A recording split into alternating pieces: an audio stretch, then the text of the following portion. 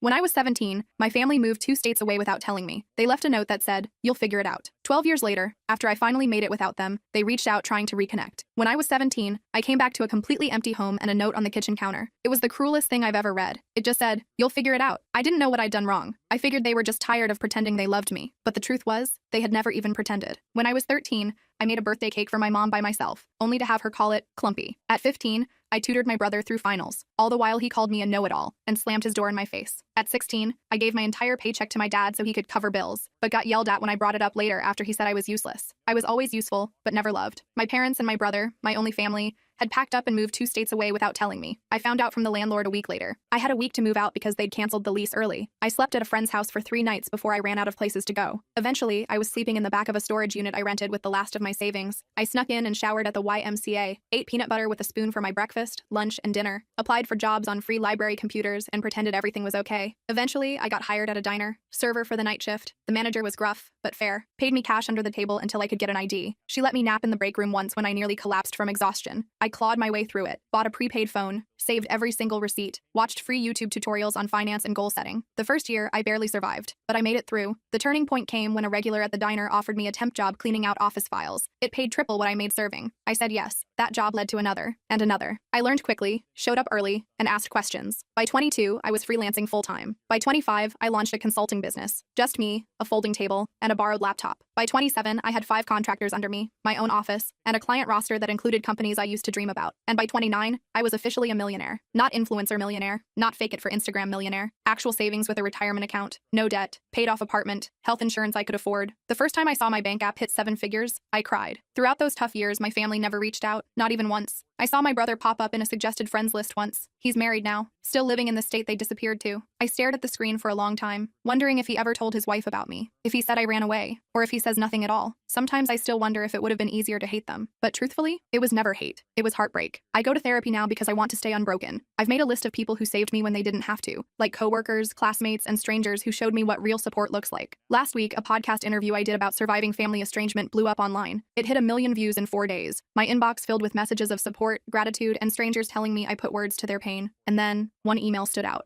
The subject line, "You're still our daughter." It was from my mom. No apology. Just a paragraph about hearing my side and how maybe we could talk. Then another message, this time from my brother. "We miss you. Can we fix this?" I stared at the screen for a long time before closing the laptop. I sat with it and wondered if healing means looking back or staying forward. I didn't respond right away, so I needed time to process. My therapist, Melissa, suggested I take at least a week before making any decisions. "Give yourself space to feel whatever comes up," she said during our session. "There's no rush to respond." So I did. I focused on work, went to the gym, had dinner with friends. Normal stuff. But those emails haunted me. I kept opening them, reading them, closing them again. My mom's message felt cold, clinical almost, like she was reaching out to a distant acquaintance. My brother's was shorter but somehow felt more genuine. I couldn't stop thinking about them. After 10 days, I decided to reply to my brother first. Just something simple. I wrote, "It's been 12 years. What changed?" Then I hit send before I could overthink it. His response came within an hour. He said the podcast made him realize what they'd done. He claimed he was only 15 when they left me, that he didn't have a choice, that he'd always wondered about me, that he'd looked me up online a few times over the years but never had the courage to reach out, that seeing me successful made him proud. I didn't buy it, not completely. If he'd been so concerned, why wait until I was publicly successful? I asked him exactly that. His next email was longer. He admitted that money was tight for them, that my parents' business had failed, that his wife was pregnant with their second child, that medical bills were piling up. I felt my stomach drop. There it was, the real reason. I didn't respond for another week. Then my mom sent a follow-up email with old family photos attached. Pictures of me as a baby, pictures of us at the beach when I was maybe 5 or 6, pictures of me and Michael building a snowman, happy moments that felt like they belonged to someone else's life. At the bottom of the email, she wrote, "We made mistakes. We want to make amends." I showed the emails to Melissa during our next session. She reminded me that I was in control, that I could set boundaries, that I didn't owe them anything. But she also said that closure might help me move forward, whether that meant reconciliation or a final goodbye. I nodded along, but inside I felt conflicted. Part of me wanted to tell them to go to hell. Another part wanted to understand why they left me. And a tiny, stupid part of me still wanted them to love me. I decided to meet my brother first. Just him. No parents. We arranged to meet at a coffee shop in Chicago, halfway between where we both lived. I flew in that morning, checked into a hotel, and tried to calm my nerves. I almost canceled 3 times. But at 2 p.m., I walked into that coffee shop and saw him immediately. He looked older, heavier, with a receding hairline, but his eyes were the same. He stood up when he saw me, awkward and uncertain. I didn't hug him. We just sat across from each other with our coffees, like strangers. The first 20 minutes were painful. Small talk about the weather, about my flight, about his drive. Then he started apologizing. Emma, I'm so sorry, Michael said, his voice cracking. I was just a kid when it happened. I didn't know they were planning to leave you behind until it was too late. I was too scared to stand up to them. I just listened, watching his face for signs of deception. He seemed sincere, but I'd been fooled before. I asked him the question that had haunted me for 12 years. Why me? Why was I the one left behind? He looked down at his coffee. They always saw you as the strong one, the independent one, the one who would be fine on your own. They thought you didn't need them as much as I did. They convinced themselves you'd be better off without them. It was the most ridiculous thing I'd ever heard. I told him about the storage unit, about eating peanut butter for weeks, about showering at the YMCA and working night shifts at 17. His face crumpled. I didn't know, he whispered. They told me you had a plan, that you wanted to stay behind, that you were going to live with a friend's family, that you'd chosen to separate from us. All lies. By the end of our meeting, I wasn't sure what to think. He seemed genuinely remorseful. He showed me pictures of his wife and daughter, told me about his job as an accountant, asked about my business, didn't directly ask for money, which surprised me. When we parted, he hugged me. I let him, but I didn't hug back. I just stood there, arms at my sides, feeling nothing. Back at my hotel, I called Melissa, told her everything. She pointed out that while my brother seemed sorry, he was still framing himself as a victim rather than acknowledging his role in my abandonment. She was right. He'd been 15, not 5. Old enough to pick up a phone, old enough to send an email, old enough to check on me at some point in 12 years. That night, my mom called. I hadn't given her my number, so Michael must have. I almost didn't answer, but curiosity won out. Her voice sounded older, raspier. She cried when I said hello, started talking about how proud she was of me, how she'd always known I would succeed, how special I was. I let her talk herself out. Then I asked her the same question I'd asked my brother. Why me? Her answer was different. We were in debt, Emma. We couldn't afford 3 mouths to feed. We knew you were smart enough to make it on your own. We figured you'd go to social services and get placed with a better family. We thought we were doing you a favor. I hung up on her, blocked her number immediately, threw my phone across the room and screamed into a pillow. The next morning, I had an email from my dad. First contact in 12 years. He didn't apologize. Instead, he wrote about how hard their lives had been, about medical bills and failed businesses, about how Michael's wife needed surgery, about how they were facing eviction. Then, at the very end, he asked if I could help the family out. Not a single question about my life, not a single acknowledgement of what they'd done. I forwarded the email to Melissa with a subject line, and there it is. She called me immediately, despite it being Sunday. We talked for an hour, about boundaries, about forgiveness versus reconciliation, about the difference between helping someone and enabling them, about what I actually wanted versus what I thought I should want. By Monday morning, I had made my decision. I emailed my brother, told him I was glad we'd met, that I understood he was in a difficult position when we were younger, that I was willing to have a relationship with him and his family, but with clear boundaries. No money, no loans, no financial support of any kind, and no relationship with our parents until they took full responsibility for their actions. His response was immediate and telling. I'm really disappointed, Emma, he wrote. Our parents really need help. Families should support each other. You're being selfish with your success. All the guilt buttons they'd installed in me as a child, pushed at once. I didn't respond. Instead, I booked an appointment with Melissa and a vacation to Bali. I needed space to process everything. 3 days later, Michael called, left a voicemail apologizing for his email, said he understood my position, said he still wanted a relationship on my terms, said he'd respect my boundaries. I listened to it twice, trying to decide if he was sincere or just changing tactics. I decided to give him one more chance, but with my guard up. I went to Bali anyway, spent 2 weeks on the beach, hiking through rice fields, and meditating. I needed the distance. When I got back, I had 6 more emails from my dad, each more desperate than the last. I didn't read past the subject lines. I also had a text from Michael asking if we could talk again. I agreed to a phone call, nothing more. The call started okay. He apologized again for pushing. I've been thinking a lot about what you told me, he said. I'm in therapy now too. I believed that part. He sounded different, less defensive. We talked about his kids, about my business, normal stuff. Then he mentioned that our parents were coming to visit him next weekend, asked if I would consider meeting them, just for an hour, in a public place. I felt my chest tighten. I'm not ready for that, Michael. He pushed a little but backed off when I got quiet. After we hung up, I called Melissa. We had an emergency session that night. She helped me realize I was afraid of seeing them. Not because I hated them, but because I still craved their approval. Still wanted them to love me. Still wanted to be enough. It was pathetic, but it was true. I cried for an hour in her office. The next day, Michael texted again. Said our mom was crying all night after he told her I wouldn't meet them. Said our dad was talking about driving to my city anyway. I felt panicky. Blocked Michael's number immediately. Then I called my assistant and told her I was working from home for the week. Ordered groceries for delivery. Basically hid in my apartment like a scared kid. On Wednesday, the doorman called up. Said there was a couple asking for me. Wouldn't give their names. I knew instantly. Told him I wasn't accepting visitors. 5 minutes later, my phone rang from an unknown number. I let it go to voicemail. It was my dad. Emma, we drove 8 hours to see you, his angry voice said. You're being childish. We deserve a chance to explain. I deleted the message and turned off my phone. Thursday morning, I woke up to someone pounding on my door. I froze in bed, heart racing, checked the peephole. It was them, my parents, standing in my hallway like they had any right to be there. Emma, please. My mom's voice came through the door. We just want to talk to you. We know you're in there. My dad added. We love you. We're sorry. I didn't open the door. I sat on the floor with my back against the wall, shaking. Eventually, they left. I called building security immediately, told them not to let those people up again. The guard sounded concerned, asked if I needed police. I said no, just don't let them up. Then I called Melissa. She came over on her lunch break, brought me a sandwich and sat with me while I cried, told me I had every right to set boundaries, that I didn't owe them a meeting, that what they were doing was harassment, not reconciliation. After she left, I got an email from Michael. He was furious, said I'd humiliated our parents, said they were staying in a cheap motel they couldn't afford because they were so desperate to see me, said his wife needed surgery next month and they were hoping I could help, said I was being cruel. I didn't respond. Friday morning, I decided I needed to leave town for a while, booked a flight to visit my friend Rachel in Portland. She'd been one of the people who helped me when I was homeless, let me crash on her couch for a week when I had nowhere else to go. I trusted her completely. I was throwing clothes in a suitcase when my phone rang. Unknown number again. I ignored it. 10 minutes later, my doorman called, said there was a woman downstairs having what looked like a medical issue, said she was asking for me by name, claimed to be my mother. I felt sick, told him to call an ambulance if she needed help, but I wasn't coming down. He sounded uncomfortable but agreed. I finished packing and headed downstairs an hour later, checked the lobby carefully before entering. No sign of them. I felt relieved but also weirdly guilty. The doorman gave me a strange look as I passed, told me the ambulance had come, that the woman had been having chest pains, that she'd been taken to Memorial Hospital. I nodded and hurried out to my waiting Uber. At the airport, I got another call from Michael. I almost didn't answer, but something made me pick up. Mom had a heart attack. He was crying. She's in surgery. This is your fault for stressing her out. I hung up on him, called Melissa instead. She answered immediately. I told her what happened, asked if I was a terrible person. Emma, listen to me, she said firmly. You are not responsible for your mother's health. This feels like another manipulation tactic. Get on your plane and take care of yourself. I did. Spent the weekend with Rachel, told her everything. She remembered when my family abandoned me, remembered how broken I'd been. She was furious on my behalf. They don't deserve a minute of your time, she said, pouring me another glass of wine. Not after what they did to you. It felt good to have someone so firmly in my corner. Sunday night, I got an email from my dad. My mom was stable, had a stent put in, would be released Tuesday. The email ended with, "She's asking for you. Don't you think you've punished us enough?" I showed Rachel. She rolled her eyes so hard I thought they might get stuck. Told me this was textbook guilt tripping. I knew she was right, but part of me still felt responsible. I flew home Monday, found flowers outside my apartment door. The card said, "Please call us. We're staying at the Holiday Inn until Wednesday." No apology, no acknowledgement of boundaries, just another demand. I threw the flowers in the trash chute. Tuesday morning, I got a text from an unknown number. It was a photo of my mom in a hospital bed, looking pale and small. The message said, "She might not have much time left. Do you really want to live with this regret?" I blocked the number, called Melissa. She suggested I take a social media break, change my number, maybe even stay with a friend for a while. I agreed, called my assistant and told her I'd be working remotely for 2 weeks, packed another bag. Before I could leave, my doorman called again, said there was a young woman downstairs asking for me, said she had a small child with her, said she claimed to be my sister-in-law. I felt cornered. These people wouldn't stop. I told the doorman to send her up, decided to face this head-on. The woman who knocked on my door looked exhausted, had dark circles under her eyes, was holding a sleeping toddler against her shoulder. "I'm Jenny," she said quietly, "Michael's wife. I came alone because I wanted to talk to you without family drama." I let her in reluctantly, offered her water. She accepted gratefully. Jenny put her sleeping daughter on my couch, tucking a blanket around her. Then she sat at my kitchen table and started talking. "I only learned about you 3 years ago," she admitted. "Michael told me you ran away at 17, cut contact with the family. I always thought it was strange but never pushed. Hearing your podcast was a shock. I confronted him, and he finally admitted the truth. I just listened, not sure what to believe anymore." Jenny seemed sincere. "I'm horrified by what they did to you," she continued. "I insisted Michael reach out, but I had no idea they were going to ask you for money. I'm embarrassed and angry about that. Yes, I do need surgery for a thyroid condition, but we have insurance. Your parents are the ones in financial trouble, not us." I asked her why she'd come. She looked me straight in the eyes. "You deserve to know the whole truth," she said. "Your parents have been telling everyone you abandoned the family, that you were mentally unstable, that you stole money from them before disappearing, that they spent years looking for you. All lies to cover what they'd done." I felt like I'd been punched. "How do you know this is true?" She pulled out her phone, showed me Facebook posts from years back. My mom asking for prayers to find her troubled daughter. My dad claiming I'd taken their savings before running away. Posts about hiring private investigators, about checking homeless shelters, all carefully crafted to make them look like victims. All dated years after they'd abandoned me. Jenny apologized for being part of it, even unknowingly. Said she'd confronted my parents too, that they'd admitted everything to her when she threatened to tell the whole family the truth, that they were desperate now because their lies were unraveling, that my podcast had people asking questions they couldn't answer. Her daughter woke up then, a cute little girl with curly hair. "This is Lily," Jenny said softly. "She's 3. I have another daughter on the way. I want my children to know their aunt, but only if you want that too. No pressure, no guilt, just an open door if you ever choose to walk through it." After they left, I sat in my apartment for hours, processing, called Melissa again, told her everything Jenny had said. She wasn't surprised. "Abusers often control the narrative," she explained. "They create alternate realities where they're the victims." She asked what I wanted to do now. I honestly didn't know. That night, I got another email from my dad. This one was different, angry, threatening. Said if I told lies about them online, they would sue me for defamation. Said they had proof I'd stolen from them. Said they'd go to the media with their side if I didn't take down the podcast and issue a public apology. Said they expected financial compensation for the damage to their reputations. I forwarded it to Melissa, then to my lawyer, Marcus. He called me immediately. "This is empty threatening," he assured me. Truth is an absolute defense against defamation. Save everything but don't respond. I'll handle it if they actually file anything, which I doubt they will. People who are actually going to sue don't usually announce it first. The next day, I got a call from Michael. I let it go to voicemail. He sounded panicked. Emma, Jenny told me she visited you. Our parents are furious. They're saying terrible things about her now too. I'm scared they're going to try something desperate. Please call me back on Jenny's phone, not mine. I didn't know what to believe anymore. Called Marcus again. He suggested meeting Michael and Jenny somewhere public, with him present as my lawyer, just to hear them out. I agreed reluctantly. We set up a meeting at a restaurant near Marcus's office for the next day. They showed up on time. Both looked terrible, stressed, exhausted. Jenny had a bruise on her arm she kept trying to hide. Michael couldn't make eye contact. I'm Marcus, Emma's attorney, he said as we sat down, which made Michael flinch. But we sat down, ordered coffee, and they started talking. The story that came out was worse than I'd imagined. My parents had been living off Michael for years, moving in and out of his house, taking money for emergencies, watching his kids while criticizing his parenting. When Jenny confronted them about me, my dad had grabbed her arm, hard enough to leave marks. Michael had kicked them out. They were now staying in a motel, calling constantly, showing up at his work. I listened without interrupting, watched my brother break down as he described how our parents had controlled him his entire life, how they'd convinced him I abandoned them, how he'd been too scared to question their version of events, how he'd been trapped in their web of manipulation and lies for 12 years, how he was terrified they would hurt Jenny or the kids. Marcus asked careful questions about financial entanglements, about house titles and bank accounts, about whether my parents had keys to their house. Michael answered everything, said they'd co-signed his mortgage, said his dad was still on his bank account from when he was in college, said they had spare keys, said they knew all his passwords. Marcus took notes, occasionally glancing at me. By the end of the meeting, I felt drained but clearer. This wasn't just about me anymore. Michael and Jenny were victims too, in their own way, different from me, but still trapped. Marcus suggested they speak to a lawyer of their own, gave them a colleague's card, told them to change their locks, passwords, and bank accounts immediately. They nodded, looking overwhelmed but grateful. As we were leaving, Michael hugged me. This time, I hugged him back. It wasn't forgiveness, not yet, but it was something. A recognition that we'd both been damaged by the same people, that maybe we could help each other heal. That night, I got a series of increasingly unhinged texts from my parents' numbers. Accusations, threats, guilt trips. I blocked them all. Then I called Jenny, asked if they were safe. She said yes. They'd changed the locks, stayed with friends the night before, were looking into a restraining order. I felt relieved but still worried. The next morning, I woke up to my phone ringing. It was Jenny, hysterical. They broke into our house, she sobbed. They took Lily's baby photos, important documents, Michael's laptop. They left a note. Family matters should stay in the family. I told her to call the police immediately, said I'd meet them at their house, called Marcus on my way. When I arrived, there was a police car outside their house. An officer was taking statements in the living room. The place was a mess. Drawers pulled out, papers scattered. Michael was sitting on the couch, head in his hands. Jenny was pointing out missing items to the officer.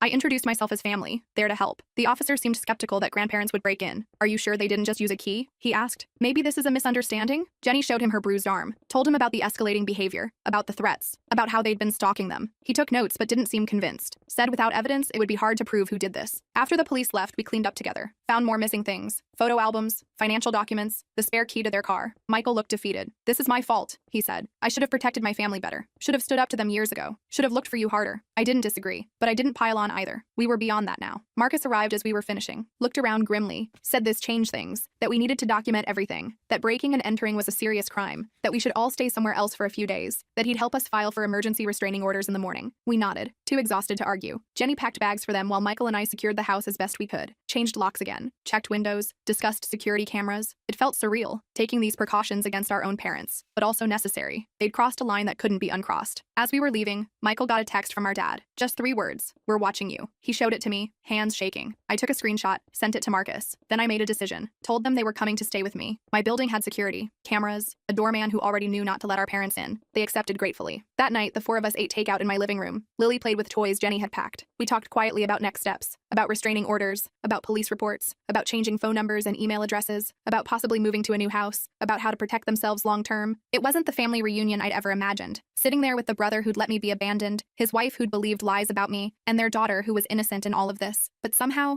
it felt right. Like we were finally facing the truth together. Like maybe, just maybe, we could build something new from the ashes of what our parents had destroyed. The next morning, Marcus called, said he'd filed emergency restraining orders for all of us, said we needed to appear in court next week to make them permanent, said he'd also reported the break-in to a detective he knew, who was taking it more seriously than the responding officers had, said we should all stay together until this was resolved. I agreed, called my assistant, told her I'd be working from home indefinitely, family emergency. She understood, rearranged my schedule. I set up a workspace in my guest room for Michael, who also needed to work remotely. Jenny and Lily took over my living room, building pillow forts and watching cartoons. It was strange having people in my space. I'd lived alone for years, liked my quiet routines, my clean counters, my empty sink, but there was something comforting about the noise too, about Lily's laughter, about Jenny's quiet humming as she folded laundry, about Michael's typing from the other room. It felt like family. Not the family that had abandoned me, but maybe the family we could become. That afternoon, my doorman called up, Said there was a delivery. Flowers. I told him to check the card before sending them up. He read it to me. We know where you all are. This isn't over. I told him to refuse the delivery. Call the police if the delivery person wouldn't take them back. Then I called Marcus again. He said he'd add this to our case file, that it strengthened our request for restraining orders, that we were doing everything right.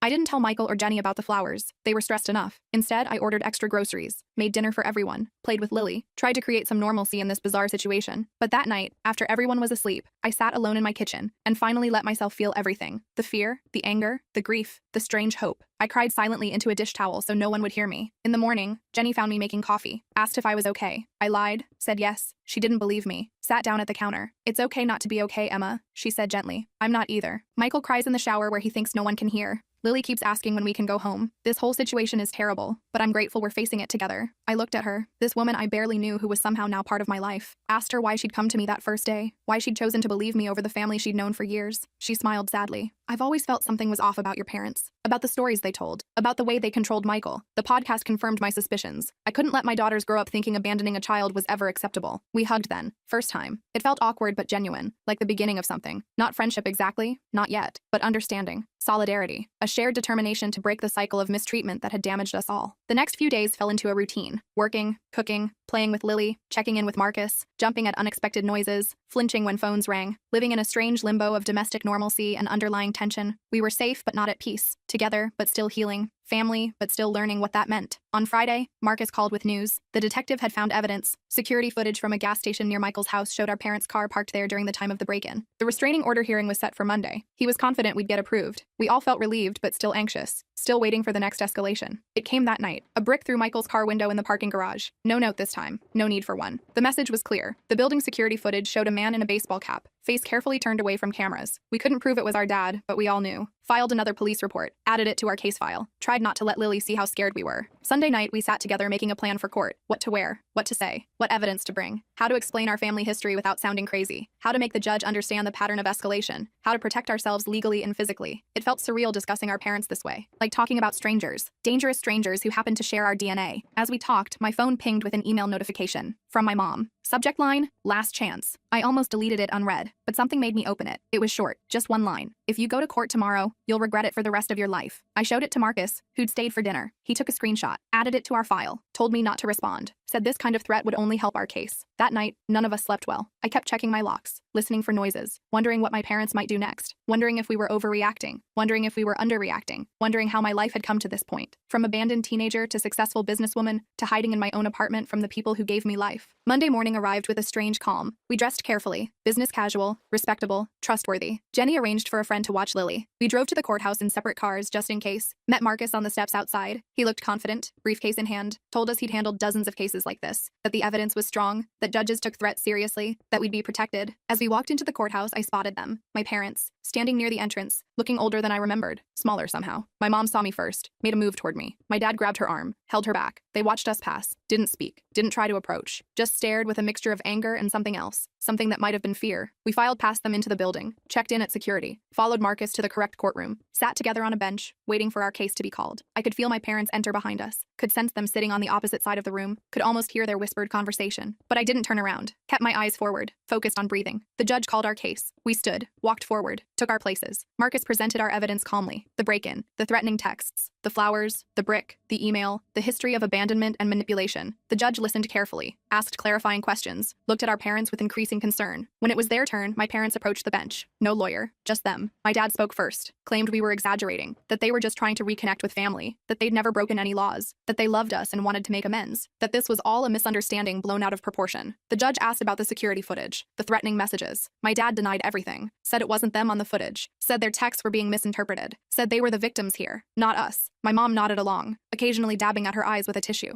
Then the judge asked them directly about abandoning me at 17. My dad hesitated, started talking about troubled teens, about difficult decisions, about doing what they thought was best. The judge cut him off, asked again, directly, did you leave your minor child alone and move to another state? My dad looked down, mumbled something about financial hardship. The judge's expression hardened. After hearing both sides, the judge granted our restraining orders. 3 years, no contact, no approaching our homes or workplaces, no messages through third parties. Any violation would result in immediate arrest. My parents looked stunned, like they couldn't believe this was happening, like they'd never faced consequences before. As we left the courtroom, my mom called my name, just once, softly. I kept walking, didn't look back, felt a weight lifting with each step. Not healing, not yet, but the beginning of it. The first real boundary that couldn't be crossed without serious consequences. Outside, Marcus shook all our hands, said we'd done well, said the orders were solid, said to call him immediately if there were any violations, said he was proud of us for standing up for ourselves. We thanked him, feeling dazed but relieved, like survivors of a natural disaster, blinking in the sunlight. Michael hugged me on the courthouse steps, a real hug this time. "I'm sorry, Emma," he said, voice breaking, "for everything, for not protecting you then, for not finding you sooner, for believing their lies, for bringing this chaos back into your life." I hugged him back, told him we were going to be okay, that we had each other now, that we could build something new, something better. As we walked to our cars, I felt my phone buzz, a text from an unknown number. I almost didn't check it, but when I did, I felt a chill. It was a photo of Lily at her friend's house, playing in the backyard, unaware she was being watched. Below it, just 4 words: "This isn't over yet." I showed Michael the text immediately. His face went white. He called Jenny, who was already on her way to pick up Lily. I told them to meet us at my apartment. Then I called Marcus from the car, my hands shaking so bad I could barely hold the phone. He told me to forward him the text and drive straight home. Said he'd call the police and meet us there. Said this was a clear violation of the restraining order. Said to stay calm, but vigilant. The drive back felt like it took forever. I kept checking my mirrors, paranoid my parents were following me. When I finally pulled into my building's garage, I sat in my car for a minute just breathing, trying to get my poop together before facing Michael and Jenny. They needed me to be strong right now. I found them already in my apartment, Jenny clutching Lily like she might disappear. The poor kid looked confused and scared. Michael was pacing, running his hands through his hair over and over. I showed them the text. Jenny started crying, said they'd been watching her baby, said she'd never forgive herself if something happened to Lily. Michael put his arms around them both, looking more determined than I'd ever seen him. Marcus arrived 20 minutes later with 2 police officers. They took our statements, looked at the text, made some calls, said they'd send a patrol car to the friend's house to check things out, said they'd try to trace the number, said they'd increase patrols around my building. All the right things, but I could tell they didn't fully get how dangerous my parents could be, how unpredictable, how desperate. After the police left, we sat in my living room trying to figure out next steps. Jenny suggested going to a hotel under different names. Michael thought we should drive to his cousin's house a few states away. I just sat there getting angrier by the minute. This was bullcrap.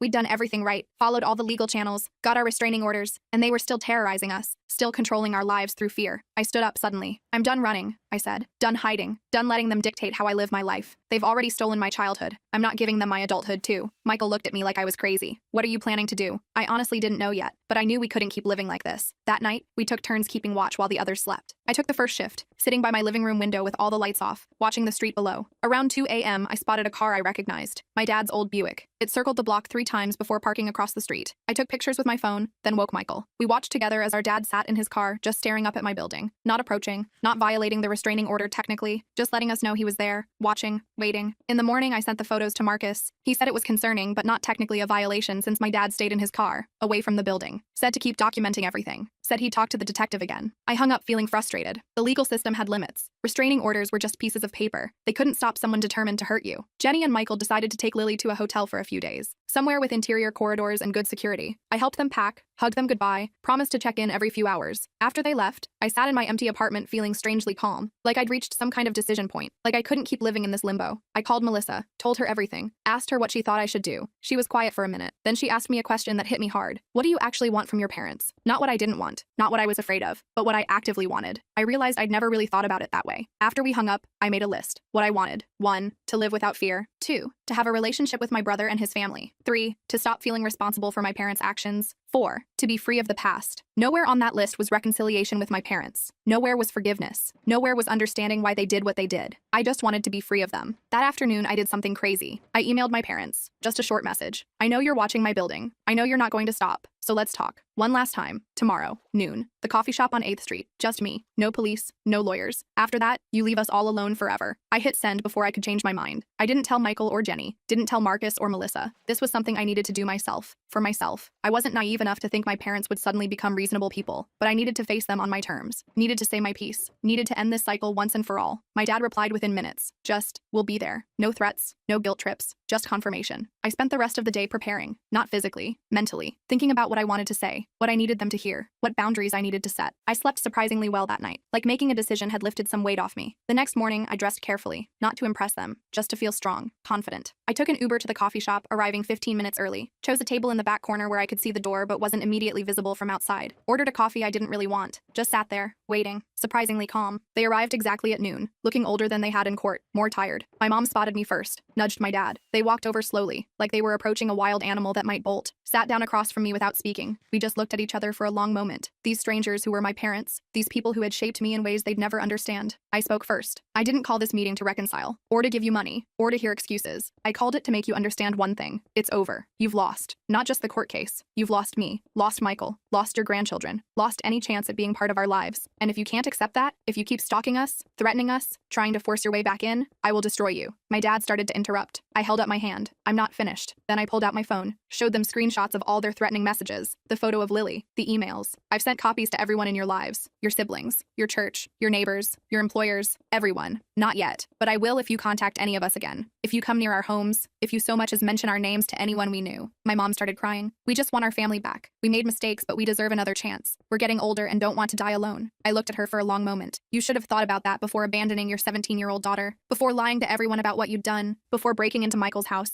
before threatening your own grandchild. My dad got angry then. You're ungrateful. You've always been difficult. You've turned your brother against us. You owe us for raising you. I just laughed. Actually laughed in his face. Do you really think you're entitled to gratitude for doing the bare minimum as a parent for 17 years before abandoning me completely? Do you think your parenting was so stellar that I should be thanking you for it? He didn't have an answer for that, just sat there, red-faced and silent. My mom was still crying, but I felt nothing. No guilt, no sympathy, just a cold clarity that these people were never going to change, never going to take responsibility, never going to be the parents I deserved. I stood up to leave. This is your last warning. Next time you violate the restraining order, I won't just call the police. I'll make sure everyone you know understands exactly what kind of people you really are. I have the resources to make your lives very difficult if you force my hand. I don't want to do that, but I will to protect my family, my real family, Michael, Jenny, Lily, the people I choose. As I walked away, my mom called after me. Do you really hate us that much? I stopped, turned around. I don't hate you. I feel nothing for you. You're strangers to me now, and that's your loss, not mine. I walked out of that coffee shop feeling lighter than I had in years, called Michael from the sidewalk, told him everything. He was upset at first that I'd met them alone, then concerned they might retaliate, but mostly he seemed relieved that someone had finally stood up to them directly, said he wished he'd had the courage to do it years ago. I went back to my apartment, packed a bag, decided to join Michael and his family at their hotel for a few days, just to be safe. When I got there, Lily ran to hug me. Auntie Emma, she called for the first time. I almost cried. Jenny hugged me too, said she was proud of me, said she hoped I'd finally get some peace. Michael just squeezed my shoulder, no words needed. We spent the next few days in a weird limbo, waiting for my parents to make their next move, checking our phones constantly, jumping at unexpected noises, but nothing happened. No calls, no texts, no emails, no sightings of their car, just silence. After a week, Michael and Jenny decided to go home, changed all their locks again, installed security cameras, made plans to put their house on the market, started looking at places closer to my city. I went back to my apartment too, back to work, back to something like normal life. 2 weeks passed, then a month. Nothing from my parents. Marcus checked in regularly, said the detective had confirmed they'd returned to their home state, said the restraining orders were still in effect, said we should stay vigilant but try to move forward with our lives. Slowly we did. Michael found a new job in my city. Jenny enrolled Lily in preschool. They bought a house 20 minutes from my apartment. We had dinner together every Sunday, started building new traditions, new memories, a new kind of family based on choice rather than obligation. I kept expecting to feel something about my parents, grief maybe, or guilt, or anger, but mostly I felt relief, like I'd finally put down a heavy weight I'd been carrying since I was 17, like I could finally focus on the future instead of the past. 6 months after the coffee shop confrontation, I got a letter, forwarded through Marcus so my address stayed private, from my mom. I almost didn't open it, almost threw it away unread, but curiosity won out. It was short, just a few paragraphs. No excuses this time, no demands, just an acknowledgement that they'd hurt me deeply, that they'd failed as parents, that they understood why I wanted nothing to do with them, that they were getting counseling, that they would respect the restraining orders, that they hoped someday I might be willing to hear a proper apology, but understood if that day never came. I showed it to Michael. He got a similar letter. We talked about it over dinner that night, about whether it was sincere, about whether it changed anything, about whether we could ever trust them again. We didn't reach any conclusions, just agreed to take it one day at a time, to prioritize our healing, to protect the family we were building. I keep the letter in my desk drawer, not because I'm ready to forgive, not because I want reconciliation, but because it represents something important. My parents finally recognizing my right to set boundaries, my right to choose who I allow in my life, my right to define family on my own terms. Last week, Lily had her 4th birthday party. Michael and Jenny invited me to help plan it. We had it at my apartment. Balloons everywhere. A cake I ordered from a fancy bakery. Presents piled on the coffee table. Lily running around in a princess dress, laughing. Jenny taking pictures. Michael grilling on my balcony. Friends stopping by throughout the day. So much noise. So much joy. At one point, I stepped into the kitchen for a moment alone, just watching through the doorway as Michael swung Lily around in circles, as Jenny laughed at something a friend said, as my apartment, once so empty and quiet, filled with life and love. I thought about that note on my kitchen counter 12 years ago. You'll figure it out. And I had. Not the way they meant, but I'd figured out what family should be, what love should look like, what I deserved all along. I'm not saying everything's perfect now. I still have trust issues, still go to therapy every week, still have nightmares sometimes about being abandoned, Still flinch when my doorbell rings unexpectedly, but I'm healing. We all are. Building something new from the broken pieces of our past. Something stronger, something chosen, something real. Sometimes people ask if I'll ever reconcile with my parents, if I'll ever let them meet Lily, if I'll ever forgive them for what they did. I don't have answers to those questions yet. Maybe someday, maybe never. But what I do know is this: I'm not defined by what they did to me anymore. I'm defined by what I built after, by the person I chose to become, by the family I chose to create, and that's enough. Some bridges really can't be rebuilt after being burned that thoroughly. If you made it through this family disaster, consider subscribing, because, like I said, I read stories just like these every single day. Take care, and I will see you in the next video.